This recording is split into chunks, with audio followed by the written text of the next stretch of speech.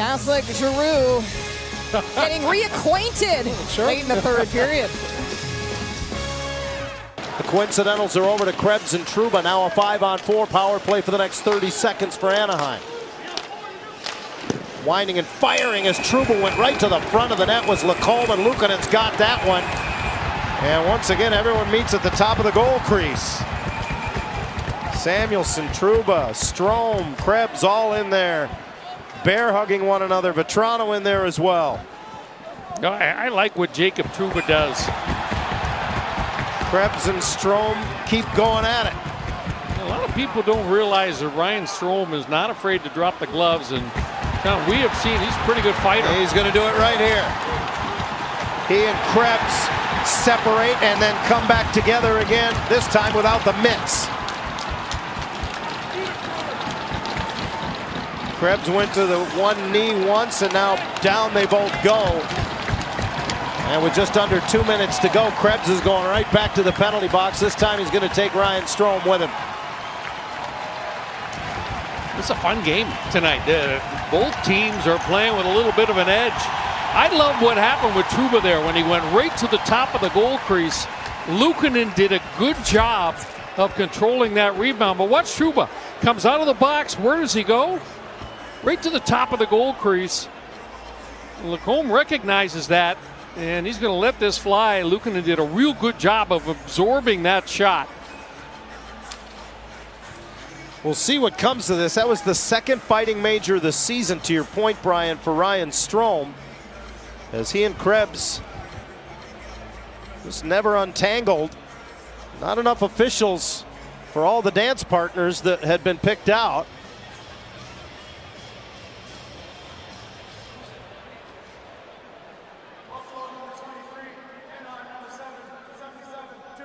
Roughing. Buffalo number 19, 5 minutes fighting. Anaheim number 16, 2 for roughing, 5 for fighting. So the extra 2 is going to go Anaheim's way. They give Strome a rough and a fight. Krebs gets just the fight. It's a home team call. We'll donate $50 to the Huntsman Cancer Institute for every goal scored by the Utah Hockey Club this season. And they're at it again. Sean Durzi trying to get a shot away. Lauko stripped to the puck. And Josh Stone has it. It goes back out high, and now McBain's going to go. And he's going to fight with Middleton, and they'll go to center ice here at Delta Center. Middleton and McBain. McBain lands a couple of rights. And now Middleton with a couple of rights. Middleton's got a hold of McBain. Middleton and McBain comes back with a couple of rights. Heavyweight tilt here right in front of the penalty box. And McBain coming back with a couple of jabs. Still poking away. Good scrap here early in the opening period. Well, we get a front row seat to that tilt. Kudos to our crew in the truck. Minnesota penalty number 5. Utah penalty number 22. 5 minutes each, fighting. Like we were sitting on top of the ropes, the boxing ring, as Jack McBain lands a couple lefts. Keep an eye in front of the net. There's Jack McBain battling for position with Middleton. And it looks like a conversation is happening right there. And they decide to go to center ice where the lights are brightest before they get entangled. And both benches up, smacking the boards with their sticks and the toes of their skates. Each guy got a couple of good looks in there, a couple of rights from Middleton. Jack McBain was able to get a little bit of separation, get that right hand free. He gets back up, give him credit. He didn't just quit on the fight, he stayed with it. And the energy in this building. Oh. Wasn't part of the plan. You know what you were getting with him. A good checking centerman. Good play by Rempe to lead Carrick out of the zone. Quick shot by Brett Perard. Yeah, and a big hit. And we got something going. England and Rempe. Oh, and they are throwing some big shots. Yeah, England jumped right in to defend his player after the hit.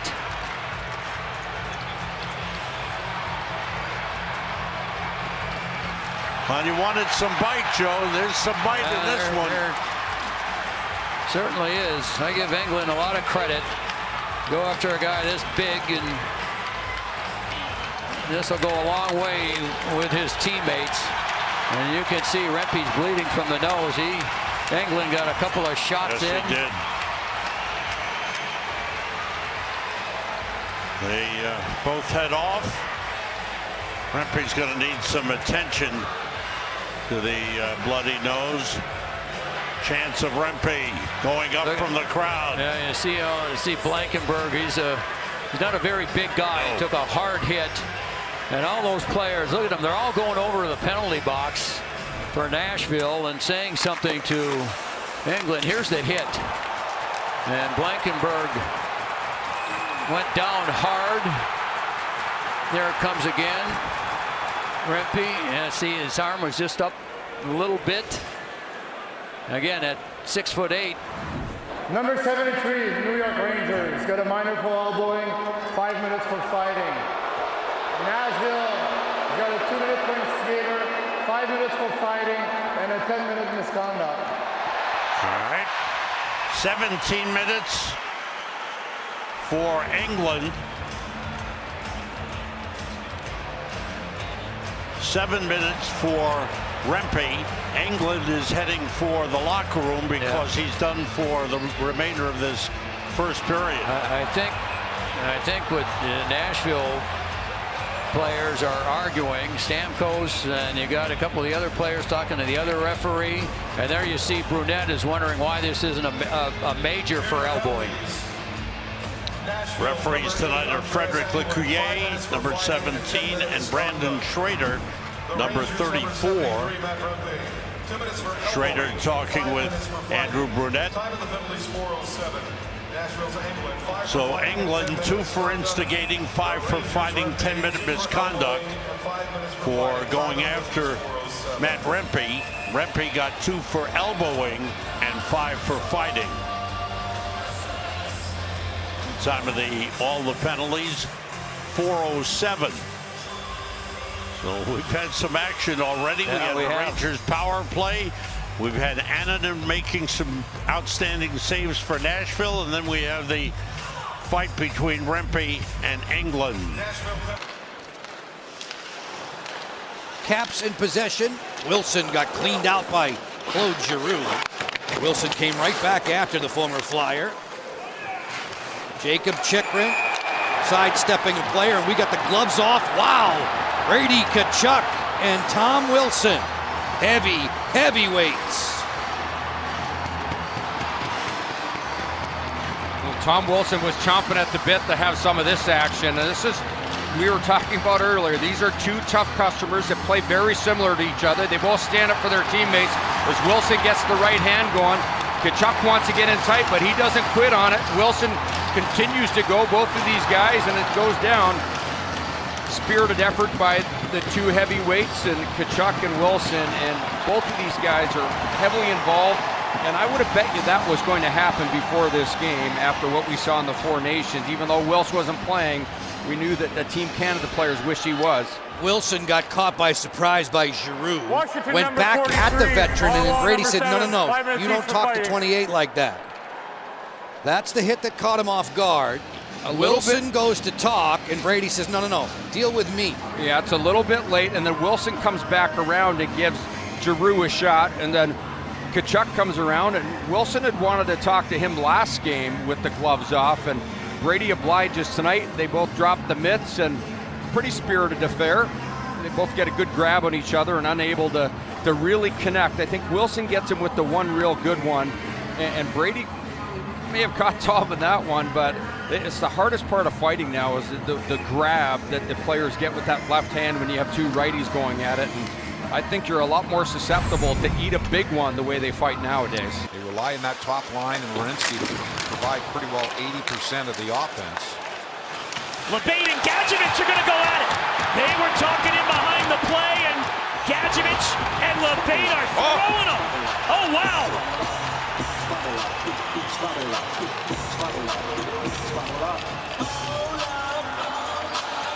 Oh, that's a major league. Oh, Gadjevich is fired up. And the crowd loves it. Playoff-type intensity at Amerant Bank Arena tonight. Florida number 12, 2 minutes for roughing, 5 minutes. All he can do is just wait. Well, that would be his first goal of the season. It looks like we have a verdict. Cody Beach. After video review is determined that we have a goal. Really? It didn't seem all that sure to me, did it? Oh, man. I think it was just the delivery, but to me, again, only the stick of Keller, and then it just was a knuckle puck that had nothing on it, and that's why it lost all of its steam at the end, guys. I just convinced that it just lost its steam and dipped as it got towards Karel Vejmelka. Yeah, and really hard, as that angle kind of shows, for Vejmelka to even see where the puck is. Not to mention dealing with a redirection. And so it's 3-0 in favor of the Maple Leafs. Well, here we go. Yeah, and now Kesselring wants to go at Benoit. Is that a jump punch, Matt? Kesselring got the best of him. I don't think I've seen the jump punch since like the video. MMA. That was like MMA right there.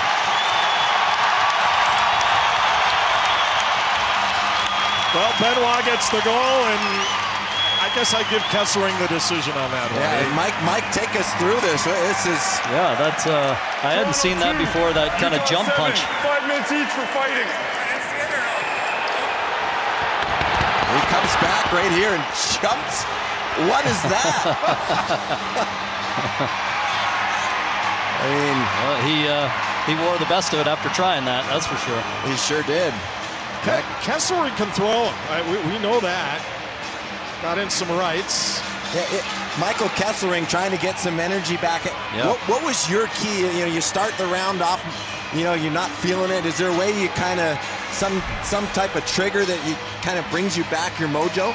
Yeah, I mean, you know, it's interesting growing up playing hockey. We could use the energy that way, and golf's so different. Cade pops it right back in. Now the Panthers complete the change to the Barkov line. Nikola taps it ahead. Verhaeghe got hit by Domi.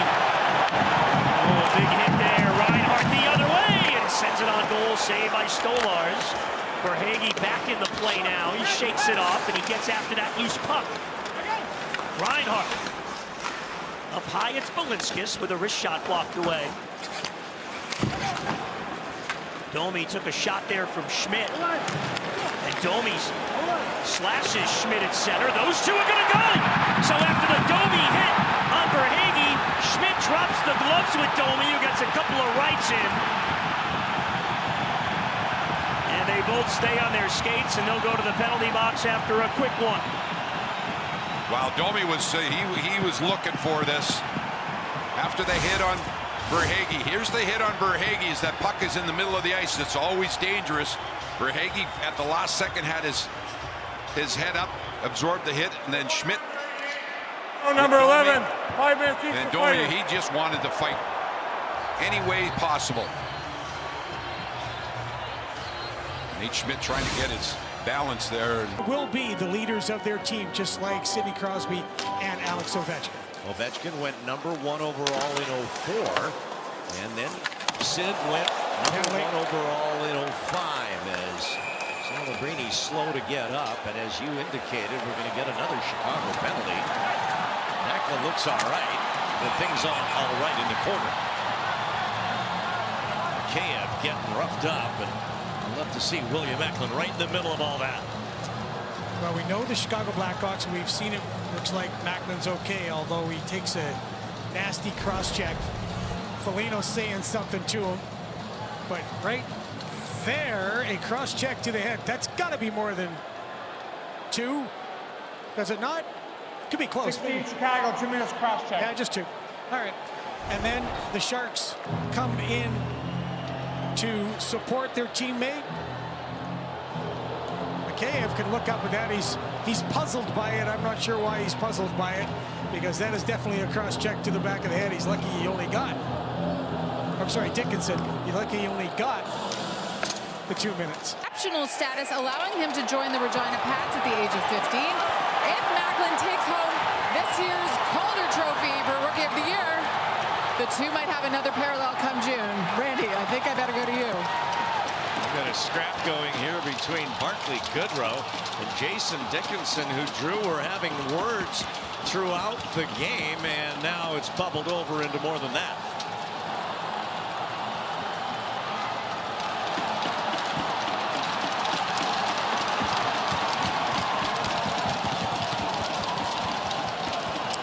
This is Barkley sticking up for Macklin Celebrini. The cross-check on the head that Dickinson gave Celebrini, that the Sharks scored on the power play. Barclay Goodrow wanted to put an San Jose, exclamation number point 23, on it. and Chicago, number 16, both have 5 minutes for fighting. Dickinson incredulous as to why that happened as he gets up and has words with Goodrow. But you're bang on, Drew. It's all about the cross-check on Celebrini. This is the discussion. Talking to him about the cross-check on the head of Macklin Celebrini, and they just decide, yep, this is what we're going to settle it. And the puck drops, and they don't even, Dickinson doesn't even follow it. Barkley and Dickinson team up with each other, and the Sharks really appreciated what Barclay Goodrow did there.